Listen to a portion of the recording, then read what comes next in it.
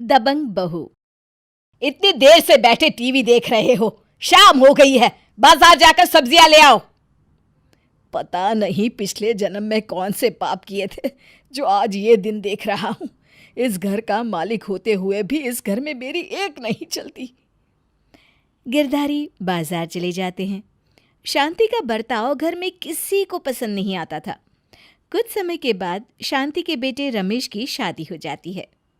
देखिए जी, कैसी लग रही हूं मैं इस साड़ी में। अरे भाग्यवान, क्या कर रही हो? जरा धीरे बोलो, कहीं माँ को पता चल गया कि मैं तुम्हारे लिए साड़ी लेकर आया हूं तो मेरी शामत आ जाएगी। तभी शांति रमेश को आवाज देती है। अरे रमेश! रमेश भागता हुआ अपनी माँ के पास आता है। क्या हुआ माँ, क्या बात है? अरे नालायक, कल तुझे तनख्वाह मिली है और तूने अभी तक मुझे पैसे नहीं दिए। ला जल्दी से पैसे दे। रमेश अपनी माँ को पैसे देता है। शांति पैसे गिनकर रमेश से कहती है, अरे ये तो कम है, बाकी के कहाँ हैं?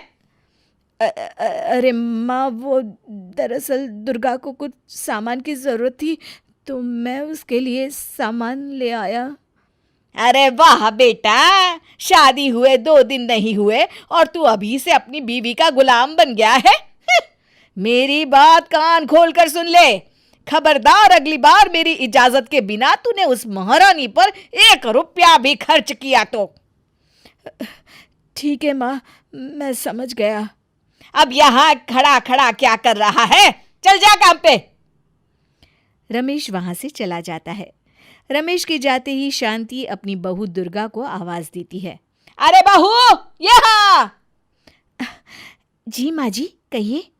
मेरी साड़ी प्रेस कर दे, मुझे बाहर जाना है। जी माँ जी, अभी कर देती हूँ। दुर्गा साड़ी प्रेस करने चली जाती है।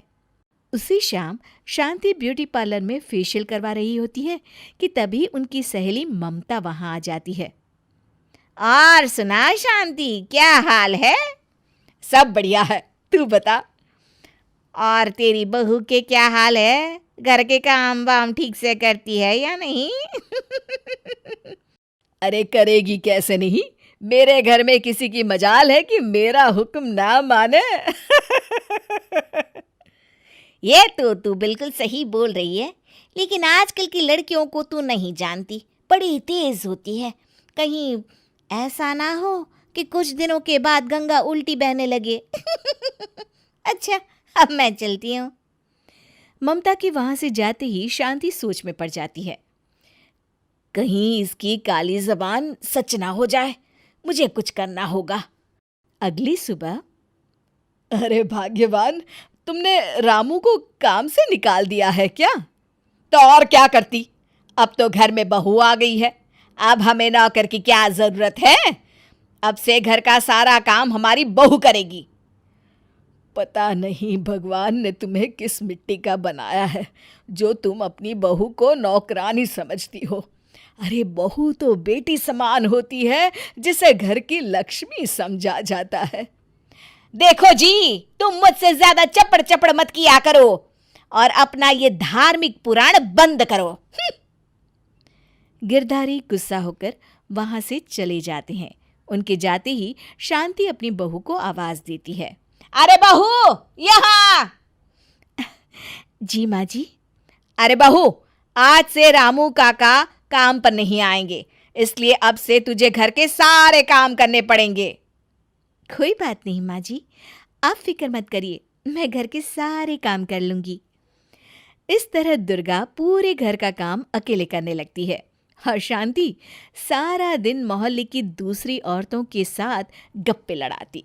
इस तरह कुछ दिन बीत जाते हैं। एक दिन शांति अपने जन्मदिन पर अपनी सहेलियों को घर पर बुलाती है। अरे वाह, तूने तो अपने जन्मदिन की बहुत अच्छी तैयारी कर रखी है।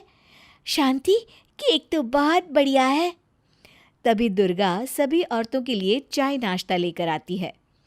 उसे देखकर ममता कहती है, अरे शांति, तेरे घर का नौकर रामू कहीं नहीं दिखाई दे रहा, उसे काम से निकाल दिया है क्या?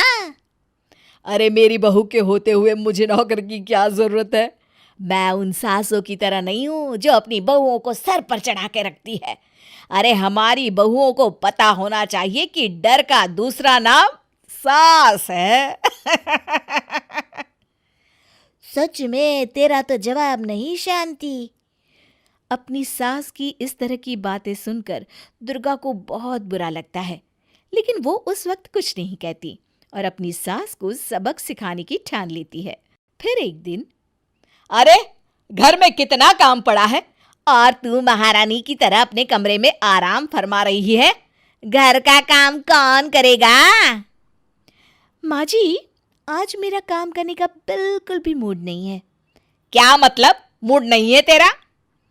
दरअसल माँ जी, आज मैं अपनी सहेली के साथ बाजार में शॉपिंग करने जा रही हूँ, इसलिए घर का सारा काम आप कर लीजिए। अरे बावली हो गई है क्या? मुझसे घर का काम करवाने की बात कर रही है? दिन में सपने देख रही है क्या? एक बात अपने कान में अच्छी तरह डाल ले लड़की, इस घर में मेरा राज चलता था, चलता है और चलता रहेगा। अरे माँ जी, मैं भी किसी का हुक्म मानकर दबाव में काम करने वालों में से नहीं हूँ, आप तो भूल ही जाइए।